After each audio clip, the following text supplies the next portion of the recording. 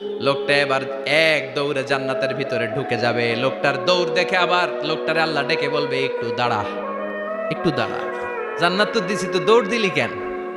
সুবহানাল্লাহ কইবেন না? লোকটি বলবে, আল্লাহ প্ল্যান তো আমি কম করি নাই, এত চেষ্টার ফলে আমি আসতে পারছি, আবার যদি তুমি বাইর করে দাও, এই জন্য এক দৌড়ে এমন চিপার মধ্যে লুকামো যাতে তুমি আমার না দেখো। আবার আল্লাহর রহমতের দরিয়ায় জোশ খেলে যাবে, আল্লাহ কাছে ডাকবে, কাছে আয়, ও গোলাম তোর কি মনে চায় আমারে বল, আজকে তুই চাইতে থাক, আমি দিতে দিতে তোর মনের সব আশা পূরণ করে দেব।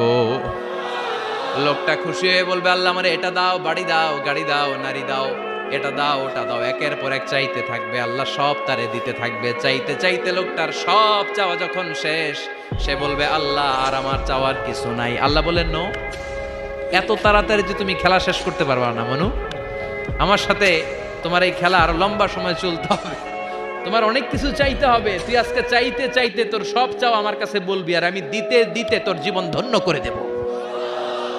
সে আবার চাইতে শুরু করবে, আল্লাহ এটা দাও, ওটা দাও, ওটা দাও, আল্লাহ দিতে দিতে সব দিবে। এরপরে বলবে, আল্লাহ মাফও চাই, দোয়াও চাই, আর চাওয়ার কিছু নাই। আল্লাহ বলবেন, তাই ঠিক আছে, তোরে আমি জান্নাতে ঢুকাই দিলাম, তবে মনে রাখিস তোর জান্নাতটা হবে সবচেয়ে ছোট জান্নাত, আর তোর জান্নাতটা হবে এই পৃথিবীর 10 গুণ। চিল্লায় এখন সুবহানাল্লাহ।